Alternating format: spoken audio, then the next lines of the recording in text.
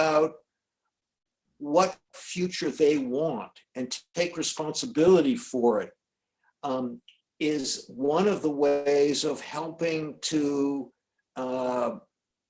increase people's tolerance for uncertainty, rather than the kind of binary, yes, you should hire staff, no, you shouldn't hire staff, when it's really a risk calculation. I mean, my guess is for all of us, based on our own insides, as well as on what's going on in our communities, we have very different levels of risk tolerance about when you're going to go to a restaurant, or, I got a notice from my dentist who wants to schedule an appointment. Well, I'm not sure I'm ready to get on the subway, and it's an hour walk to get there, they didn't say anything about how they were going to guarantee my safety once I got there. So each one of us, it seems to me, is going to make those decisions, as well as everybody in the community. And what I hear you're saying, which seems quite right to me, is people are making those decisions based on a ideology rather than on either some personal reflection or some combination of personal reflection of the data. The scientists can't tell us, can't reduce the scientists can reduce the risk to something close approaching zero, but that is not determinative. I'm not going to stop getting grocery deliveries because there's a chance that even though I disinfect the bags before I bring them in the house, there's going to be some virus there. We're all making these risk calculations, and helping people be self-reflective about them also feels to me, although it's not often appreciated, because as you say, people have their minds made up already. Thoughts about that? Have you been able to resist the temptation to predict? And Mary Coleman has a question. Marty? No, ahead, it's Mary. such a hi. It's so funny that you're talking about this right now, because as a leader for the school district, this is exactly the world that we're living in every single second, with every single parent who wants to know if their kid is going back to school next year. And it's been a really interesting exercise in just saying, we don't know what it'll look like. This is the date, we will let you know, and just trying to stay on top of providing deadlines where we can give you accurate and truthful information. But now more than ever, our experience has been the thing that, like, I think we talked about a lot with you, Marty, is that's whole, if that's the story you want to tell yourself, with a lot of our community. So rather than waiting for facts, we're hearing a lot of, well, I'm just going to homeschool my child. And it's like, if that's the choice you make, then that's great. But I can tell you more on July 1st. So maybe. We'll have some kind of information. Probably not what you want to hear, but I'll be able to let you know on July 1st. Yeah. I think that underscores, go ahead, Andrea. Hey, everyone. Hi, Marty. It's so great to see everybody here. To the point you made about not knowing and how are we responding, and I've been on so many calls with community, and I always just try to remind people that, I'm dealing with the exact same challenges as everybody else. I'm concerned about my health. I'm concerned about the health of my family. I'm concerned about the financial health of my family. We've had layoffs in my immediate family and people out of work. So I just try to ground the conversation in the reality that, yes, I'm a city council member. Yes, I take my responsibilities extremely seriously. However, I'm dealing with this as the same as everyone else. And, people expect you to have answers, and I have to remind them that, yeah, it feels like we've been at this for 10 years, but we've really only been at it for about 10 weeks. And sometimes that is able to, um,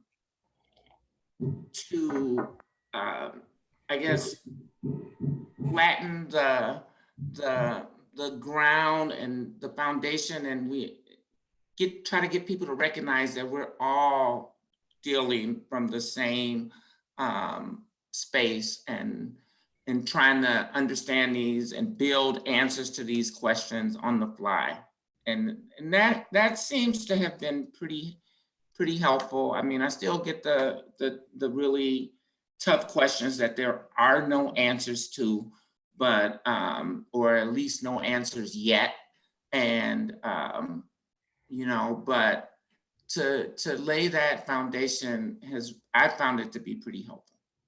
I think one thing I would underline from what you were saying, Andrea, and this is more about the big picture of what you were saying than the details.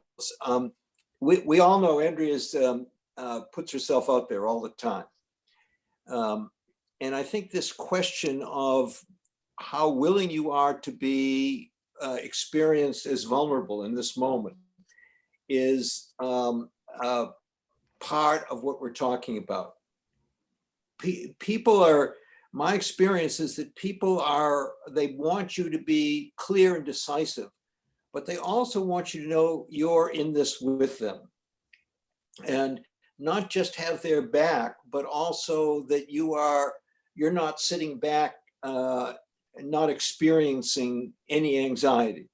And for the willingness to be vulnerable, to talk about your own indecision in your making personal choices, to describe your own journey, I think is really important. And it's not necessarily what is required in ordinary times. But to be willing to open up a little bit in that way, I think is, again, what we're talking about is how you help people through this totally strange first impression, uncomfortable period. And I think being willing to open up more than you typically do is probably a huge asset if you can do that. Easier for some people than others, depending on your role. There's probably some gender differences, but it seems an important element to me of getting through this and helping other people get through it. What does reliability look like under circumstances? Exactly. I want to just, you just highlighted vulnerability. And I think that, again, is very difficult, whether for men or women, period. But I think at this point in time, as we exercise leadership, I think we all have to be vulnerable, because the way I look at it and the work that I'm doing currently now in regards to homelessness, you talk about 6 feet distancing, you talk about other issues about, being safe at home. Some people can't, comply with 6 feet distancing. Some people can't be safe at home. And so we have to empathize with those folks. And we talk about people of color today, they're more being impacted by this than ever before. I no longer live in Santa Ana, but I've been paying close attention. I've lived there for 29 years. And so, the stories that I'm hearing, how this is really impacting the Latino community. They are the essential workers. The African-American community are the essential workers. And, it's very difficult for them to stay home and to feel safe. They have to go out and work. Many of them live in density situations where there are 9, 10 families living in a 1-bedroom, 2-bedroom apartment. So how do we, as leaders, empathize, but also become vulnerable and share our stories? Let's try and not use the word leaders if we can avoid it. Yes. Thanks. I'm sorry. Some people are just like me, are just pathological. That's all. But it does, and that it's that what that says to me, Michelle, is that no matter what your thanks, Melody, no matter what your journey is, every one of us is going through some kind of a unique journey in this experience, and sharing that with people in a personal way feels to me to be an important part of helping other people through it. And that's really, again, I think that's really the question is on the table, is how do you, in your role, how do you help other people through this period of deep, radical uncertainty and anxiety when you don't have any answers yourself? Questions, comments, thoughts? Marty, good to see everybody. One of the things that we've tried to do here, because our challenges are on par with everyone else's, maybe worse than some and better than others, we've really tried to take a focus. I've tried to take a focus, and those of us in public office that can have some impact on this, of trying to chart out exactly what you said earlier. What can our future look like? How can we use, and I've said this time and again in the press, how can we use this as a time of parenthesis where we really dig down deep and begin spending this time on what the future is going to look like, in the sense of how can we use the grit and determination to come out of this in a manner in which we're better in all of the areas that we need to be. And we tried to use that, and I don't, I'm not a psychiatrist and certainly not an expert on this, but I've tried to say, here's where we need to go. Now let's spend this time really, a lot of this thinking we can do at home. A lot of this determination we can build at home. A lot of these ideas we can craft at home or in a manner that's socially distant, to come out of this in a better way. And one of the great things from our standpoint is that our legislature has kind of encouraged our people to do the same thing. And we've tried to take what are some holistic needs in our state and really confine those to how can we address those, not necessarily just taking advantage of this situation to highlight things, but really how to almost have some mental salve, if you will, by trying to imagine that brighter day, trying to imagine that time in which we come out from under this cloud, in which we're already shovel ready. We're already ready with plans and efforts. So that's been something that we've had folks coalesce, thousands of people have joined in on online petitions that we want to do X, we want to do Y. And that seems to have been somewhat effective, or at least helpful to my mental sanity, but also it seems to a lot of our folks. That seems exactly right to me, Brandon. I mean, helping people have a sense of their own agency at a time in which they feel disempowered, and beginning to talk about what we've learned that we want to carry forward. What of the past can we leave behind that we've learned that we don't need so much? I think that's really productive, both substantively, that is, that you actually develop some ideas about what you want the world to look like, but also emotionally, because it gives people a sense of some measure of control over their own destiny in a period of time in which it's very easy to feel helpless. So that, and for each of us, that's going to look differently in the worlds in which we live, trying to push people to feel their own agency. But it feels really important to me, a really essential element. And one of the ways of using your authority to help people through this is by trying to empower them to take some responsibility for the future, rather than they're relying on you to tell them what it's going to be like, and it's very hard, because people expect that of you and they want that from you. They don't need it from you, but they want it from you. Yeah. I want to go back to something that Michelle had talked about, and Marty, tied into what you talked about with creating the future we want. in order to survive on a city council salary, I am now working at our local King Super City Market Kroger grocery store 3 days a week. And it's really ironic to see, I work with very much with the Latino community there. And to go from being a nobody to quote an essential worker to back to being a nobody. And you know, we were all getting $2 an hour hero pay for a little while. We're still wearing face masks for the next month all day long, but the hero pay has gone away. And you know, when you talk about families living 2 or 3 to an apartment, it's because the wages are so low. It's because they can't afford housing. And so when we think about what future we want coming out of this, we've seen probably 30 million Americans lose their health insurance because it was employer created and they can't jump back into something now. We see wages too low for anyone to live on, even when they're working 40, 50 hours a week.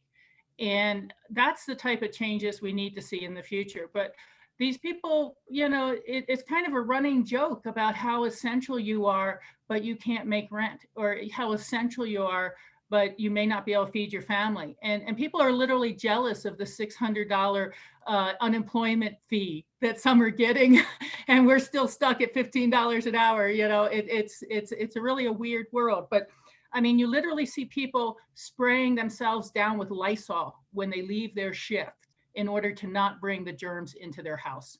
Now, when you're holding your nose and spraying your whole self down with Lysol for $15 an hour at the end of a shift, something's wrong. Thank you. I think that the virus has surfaced a lot of the issues that we don't normally come across or get bumped into. You know, the adequacy of resources, PPE resources, the difficulty of surviving on the wages, you're right, of people who we think of as essential, the differential impact on communities of color. All those issues are easy for someone like me to ignore most of the time. I don't have to face up to them. Now they're quite different, you know. The person who delivers our mail and delivers the mail in our apartment building, she lost her husband to the virus. The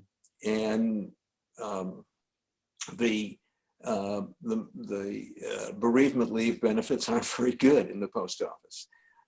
So she's there working, you know, and it's really tough for some people. Now the question is,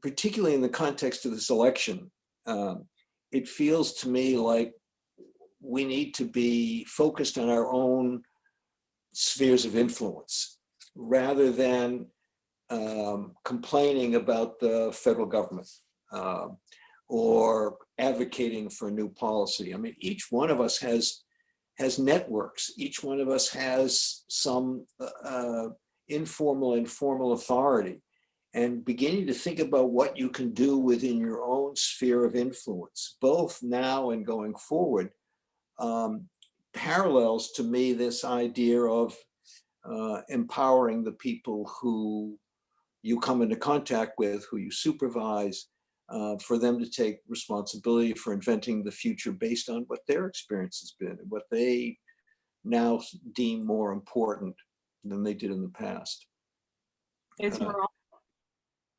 Yeah, so I just wanted to kind of chime in, and going back to the debate of essential versus non-essential. I think for me, one of the frustrating parts has been when it comes to immigrants and farm workers in particular, given the fact that I represent an area that is very high agricultural area.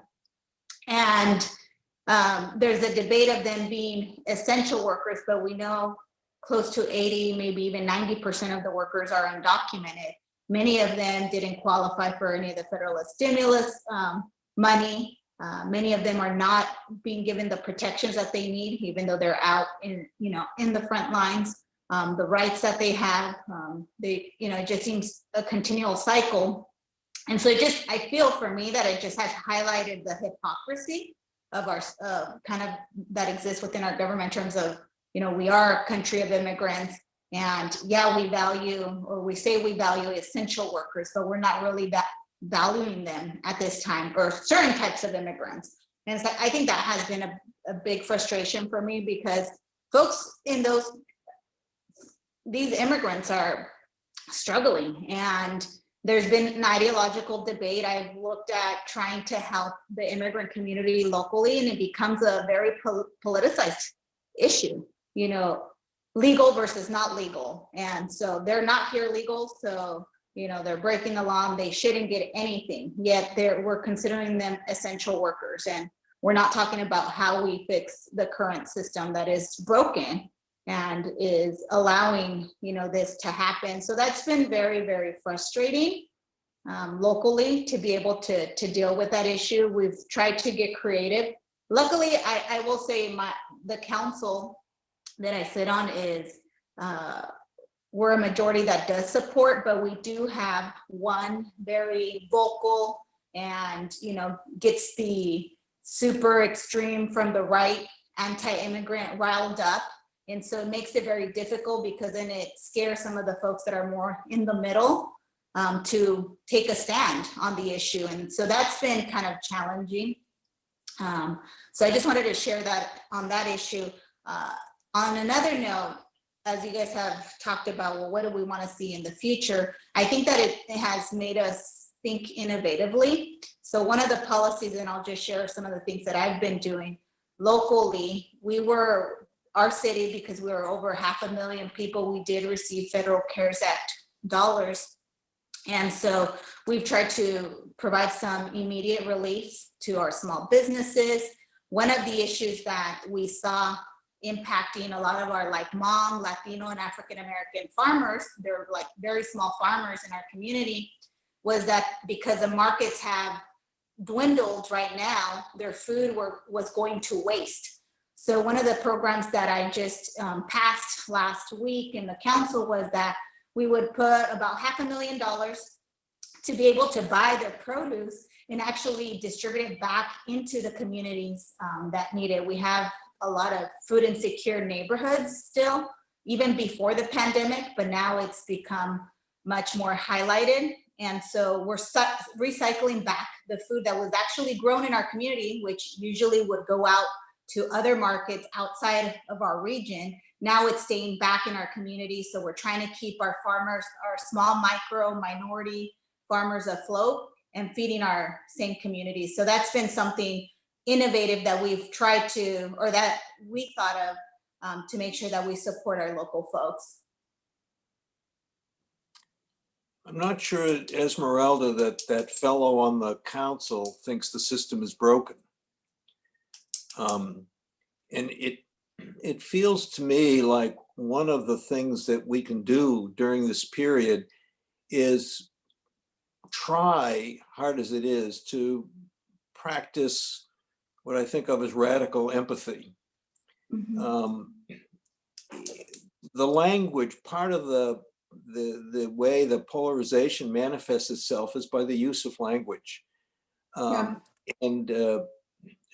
denigrating the positions of people who disagree with you. Mm-hmm. And it feels to me like this is a moment, since we're all sharing this uncertainty, where being radically empathetic, connecting with people who you really can't stand and who can't stand you, and trying to understand how they look at the world and what they're worried about, and how you can meet them where they are rather than continue the mutual rock throwing. Because we're all sharing this experience in different ways, it feels to me that creates an opportunity for beginning to have different kinds of conversations. I think it's very tough 6 months out from an election to do that. But that's a challenge, you know. How do you begin to talk to people who you hope lose the election, you know? But that's why it's so, what's happening at the local level and the community level seems so, as you said, Esmeralda, it's such an opportunity for innovation, you know, for thinking differently. And for one other experience that I've had, which may connect a little bit to this, is bringing the policy issues, putting a human face on them. So that we're not talking about whether you're for or against immigration or who should be essential workers, but as you help people see the humanness of people who are in very different situations than you are. And you know, there's such tension to me at this moment between hoping that science will give us answers and the awareness that people are moved by stories, not by science. They're moved by anecdotes. They're moved by their own experience. And you cannot use facts to change people's minds when they are coming from a place of experience and values and emotions. So beginning to try to think about how you can help people see what you see in very direct terms. I've seen a couple of examples of that, which have been quite powerful. I think at least my own interpretation is that the success of the gay rights movement was dependent on people becoming aware that this issue was part of their own families and their own communities. It was not some public policy issue. It was a human issue that people dealt with all the time. And when people who, from a values point of view, were uncomfortable with gay rights, began to learn about old friends or neighbors or kids who were gay, it changed the conversation. You know, those folks who want to argue it at a policy level, I think particularly in the 6 months out before an election, I think that's not going to be a successful way forward. It's not going to make much progress. Other questions or comments or thoughts, reflections on this? You know, at a micro level, it's been interesting, the process of closing down what is a very open public activity, and then now thinking through what you do to open back up. You really get to some of the, not to repeat the word essential, but the real elements of what is a particular service, how do we do it, how do we provide it, what things and steps are necessary. It's been an interesting process and a learning experience in a number of different ways that I think that we can all benefit from as things do open back up, as to how we're actually providing the service to our residents. A kind of a complement to the idea of operating under uncertainty and not having the answers is that we're all running experiments, personal experiments and community experiments. And I think that's what's happening. To me, it's the good news about the role that the governors have played and what's happening now. These 2 weeks, these 3 weeks that we're in right now are going to be really interesting because we're running literally hundreds of experiments. And we will learn a lot, not systematically, but anecdotally, about not only what works and what doesn't work, what the risks are, people's own risk tolerance. it's an opportunity. And if it's hard to use the language of experiment, particularly when you're in government. People don't want you to talk about, I don't have the foggiest idea, but I'm going to run a bunch of experiments.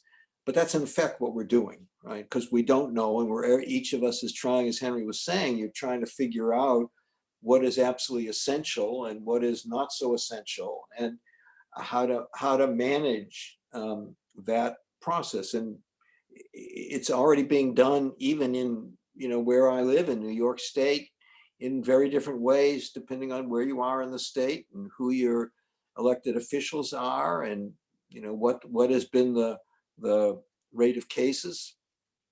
And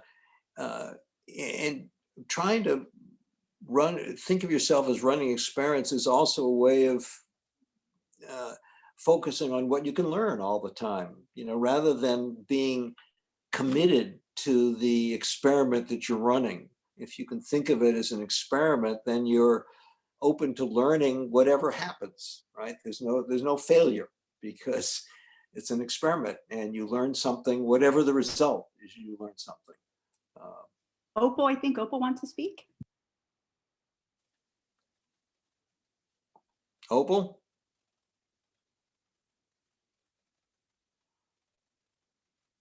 Well, are you muted, Opal?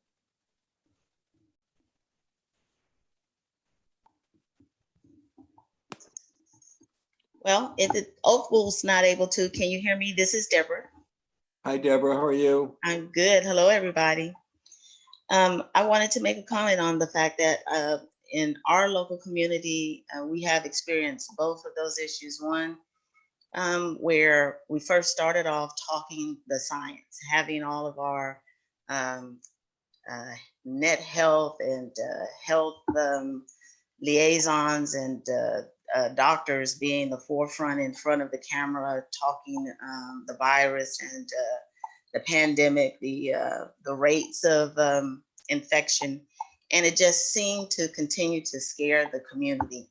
When we moved the language, the narrative, to actual effects of people, what people are doing, telling the story, that seemed to, again, familiarize everybody with what is happening.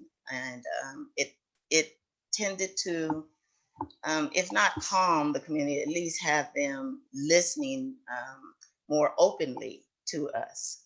And then the other is that we all know that state and county, local governments can be juggernauts, and no one expected us to be able to adjust to this crisis so quickly. But I think that is one of the things that if we can do and make adjustments and back up on decisions,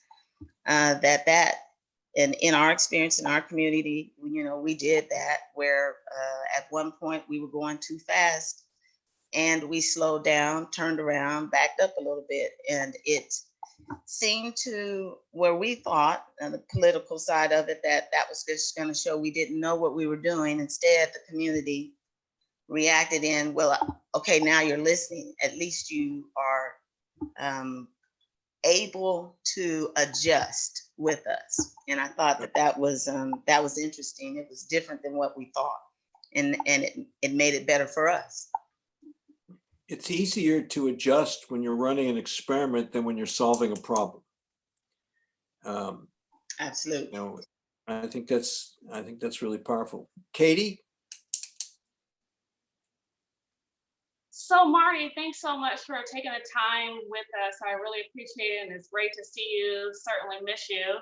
I want to drill down though a little more on this humanness, versus gridlock. I think what you're saying is accurate, but what I'm finding, in my day-to-day as a lobbyist, it's just really hard to even get people to want to acknowledge humanness. For my other colleagues that are on the call, who definitely have to deal with budget austerity issues and the long-term economic impacts of COVID-19, not being able to get something done federally, adversely impacts them. And so I want to just talk a little bit more, because I think it's on the surface, to say, put a human lens on it, tell a story. Well, that's great. Well, those stories aren't working for our elected leaders. And I think that is, creating a situation where we obviously can't get anything done. And so how do we really I just want to drill down a little bit more on that. And then in so we all have a role to play here locally. What happened for me during COVID-19, my county executive, Mark Elridge in Montgomery County, he appointed me to the Commission on Aging. So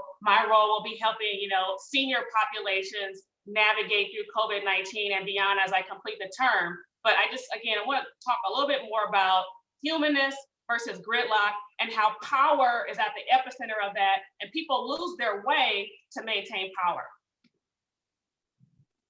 Say that, what you said at the end, Katie, I missed that.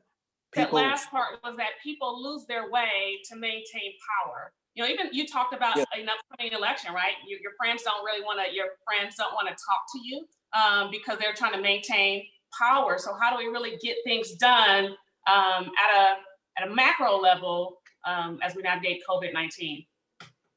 Well, I think that's absolutely right. A lot of the behavior, again, particularly of elected officials, particularly 6 months before an election, is going to be about power and not putting their reelection at risk. I think it's very different. I was talking to some people yesterday who are dealing with a county commission that just got elected. And they were talking about what an opportunity this is, because every one of them is now 2 years out from an election, and they can have conversations with them they haven't been able to have before. So I think, Katie, you're right. I think this is a very difficult time to get people in elective office to think about operating in a way that's inconsistent with their staying in office. So you stipulate that, then what do you do? I mean, to me, for example, if you use the obvious example that I was having a conversation with some people earlier this morning about the presidential election. And to me, it's all about turnout. That if everybody voted, both Trump and Biden would get more votes than they need to win, including in the swing states. So the real question is turnout, is who is going to vote and how many people are going to vote. And there's something we can do about that. We can do about it. We can operate in a non-partisan way with organizations like vote.org, which is an organization I've become familiar with recently, which is a 501c3, which is doing incredible work in helping people register, helping people get through the absentee ballot process, helping people through the vote by mail process. They've got a bunch of online tools that are customized to states. And they're a 501c3. They're not advocates for any particular candidates. That seems to me to be something every one of us can contribute to. So you have both a moral imperative, which is, at least from my point of view, it's more important that everybody votes than if my person wins. And second of all, from a political point of view, if I can mobilize people who I think share my values, that's going to produce results that I will feel more excited about. So I think you're right, Katie, and I think this is a very complicated time to try to try to have elected officials open in a way they will be on November 7th or so, November 8th, whatever that date is.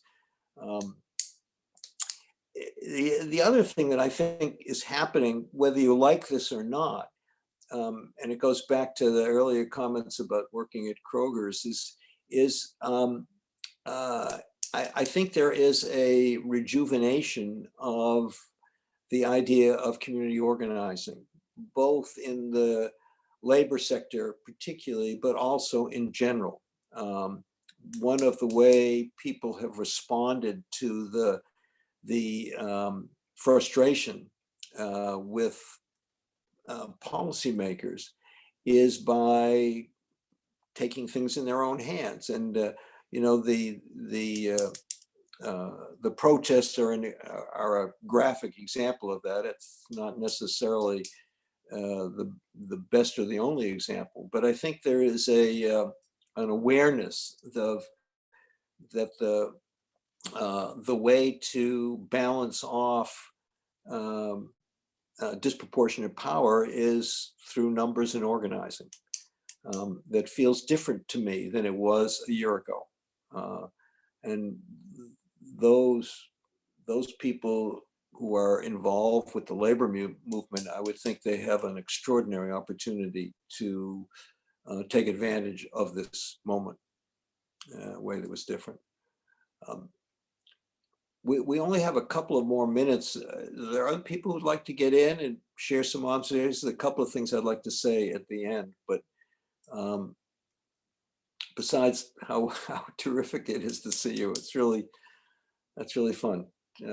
Touches my heart. It's really great. And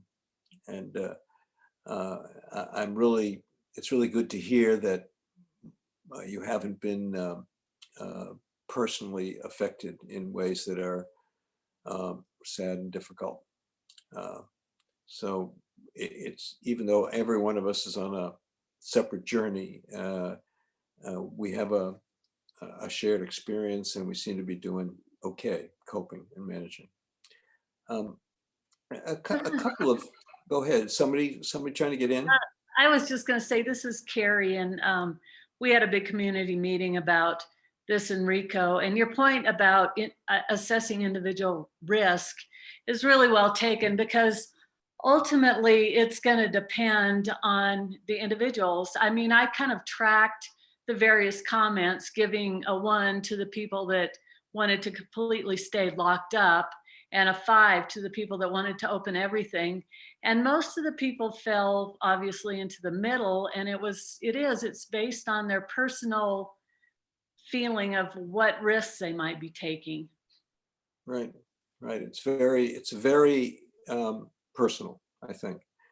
A couple of thoughts as we're getting close. One of the things we haven't focused on that feels really important to me is particularly in positions of authority.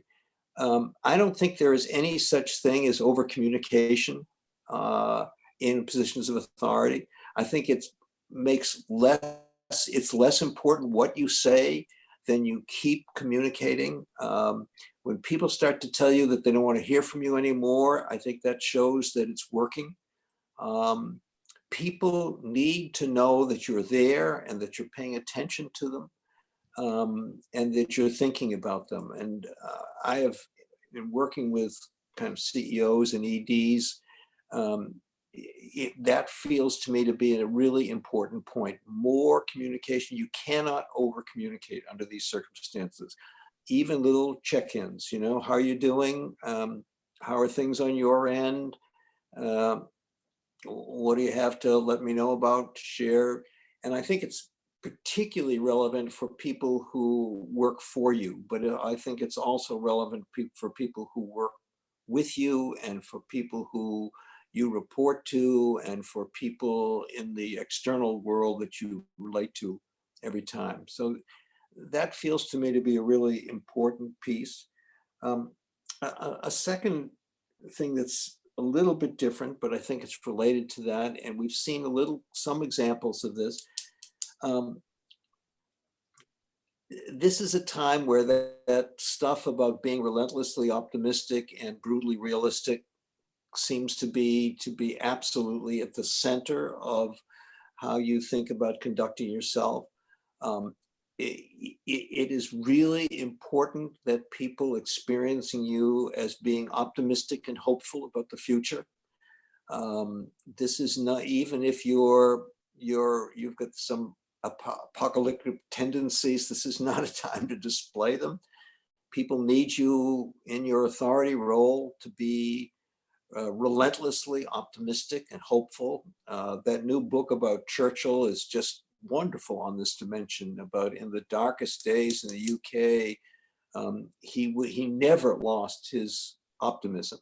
And by the same token, what that allows you to do, if you are relentlessly optimistic, is to also be brutally realistic at the same time, to not sugarcoat anything, to tell people exactly what you know and what you don't know, and to not soften the message, to soften the blow. So the optimism enables you to deliver the hard news, the stuff that people don't want to hear. So it feels to me like this is really a time to try to hold those two together.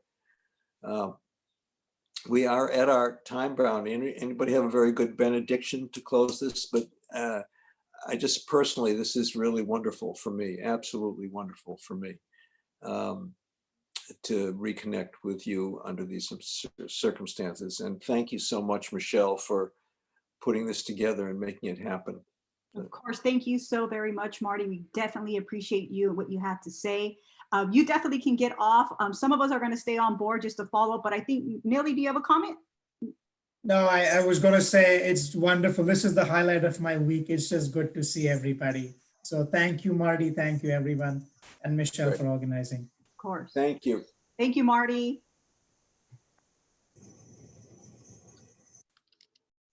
Hey, folks, Henry wanted us to stay on and some observations. Henry, do you want to start that off? Well, I was just throwing it out there in case there was any way in which we might be able to be of benefit to each other. If not, maybe